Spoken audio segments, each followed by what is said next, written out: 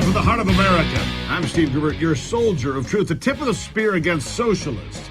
Here ready to fight for you from the foxhole of freedom and giving you better analysis than anyone else while defending this great nation. This is the Steve Gruber Show. Glad you're here. Here are three big things you need to know right now. Number one, dear climate change cult members, newsflash, those ESG investments you make to virtue signal to the world are losing money and still polluting just as much as everybody else.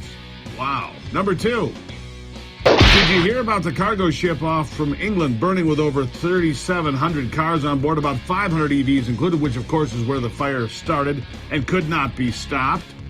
We'll tell you about that. And number three, can we take a few minutes and just talk today, you and me? Can we just talk today? Seriously.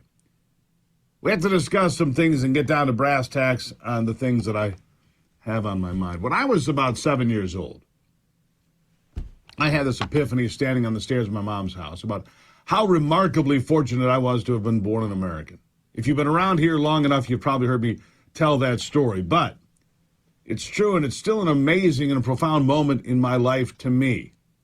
I was just learning about what it meant to be an American and the freedoms we took for granted that most of the rest of the world knew little or nothing about. That had to be like, 1972? When I stood there and was grateful for the good fortune of being blessed enough by God to be born here. I remember the awful green paint in that stairway and my mother in the kitchen. It was summer and it was hot. It's one of those days when my mom said it was 95 and 95. 95 degrees, 95% humidity. It was awful. And back then, by the way, just about nobody had air conditioning. It was just the way it was. You lived with it and loved being in this country. I remember how proud I was in 1976 when we celebrated the bicentennial. For those of you old enough to remember, you can probably feel some of that pride right now welling up inside of you. There were parades and banners and, of course, American flags flying everywhere that year. In the little town I grew up in, like thousands of towns, big and small all over America, there was a huge parade on the 4th of July that year, and we all celebrated the greatness of America. The war in Vietnam was finally over, and it seemed like Watergate was behind us, too, and the future was bright. We knew who our enemies were, the communists in Russia and Cuba, and honestly, we didn't trust the Chi-Coms in Beijing either. I mean, if we'd been on top of it, MacArthur would have chased them all the way back, but Truman said no. That was a mistake looking back.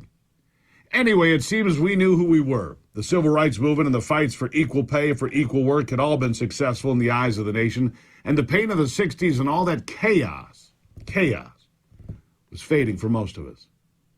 It's this background that shaped who I am. My mother taught school. My dad worked for Dow Chemical. We weren't rich by any stretch, but we didn't want for anything either. We were proud Americans. Wanted to work hard for what we had or what we wanted to have. We didn't expect our neighbors to pick up the bill. And if you're on welfare for a little while, you kept that to yourself. Because milking the government check wasn't something people were proud of back then. We did sit at the dinner table on occasion and talk about things that mattered to us and worried about inflation and whether we could get new tough skins sometime soon. We worried a bit about nuclear war. I did, drew pictures about it. But again, we had our feet solidly on the ground. Boys were boys, girls were girls.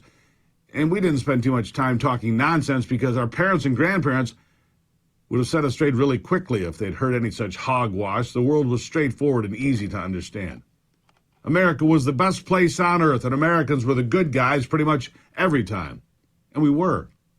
If there was a tragedy somewhere, Americans always sent the most money and did the most to help people out.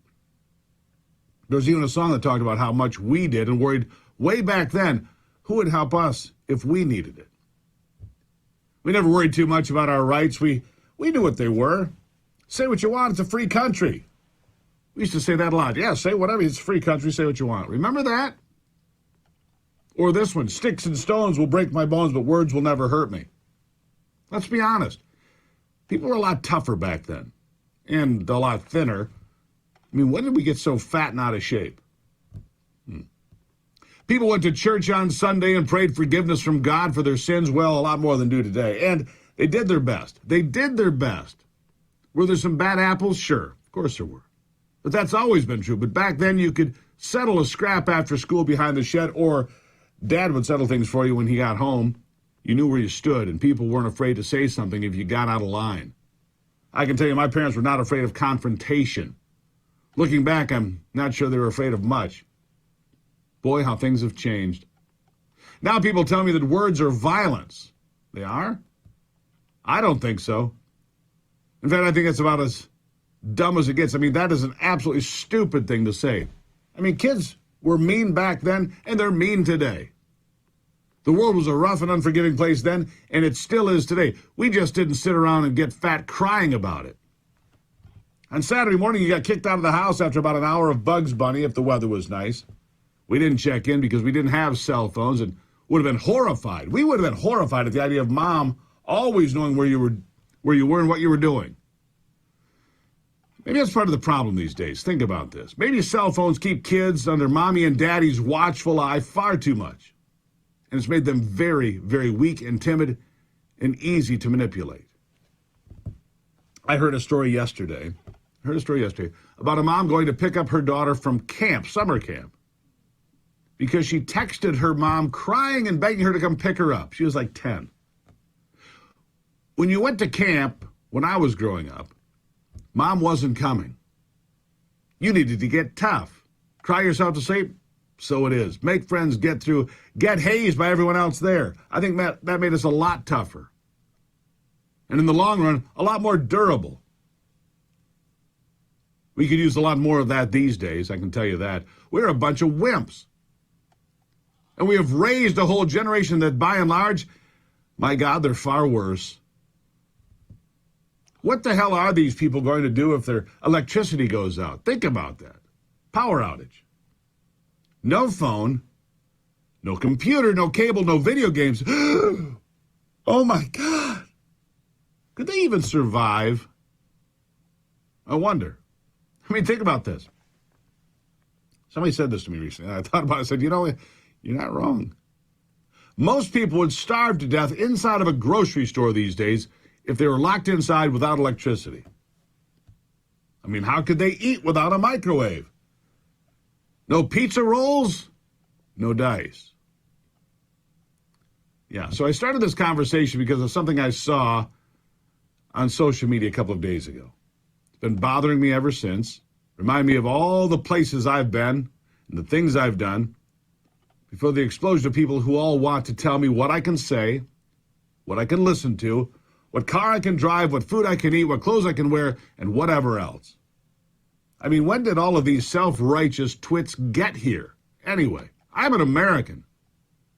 And for the most part, I just want to be left alone. I don't need babysitters from the government, the media, or big tech telling me how to live my life. I've been pretty good at it so far, and I would prefer to continue on my own path. So, when I come back, I'm going to share with you what I saw on social media. I'm going to share something that I found as shocking as anything I've seen of all of these culture wars and all of this nonsense and all of this garbage that's being dumped upon us. I saw the most frightening thing I've seen yet, and it comes to us from the state of Wisconsin. There's your tease. Good morning. It's the Steve Gruber Show.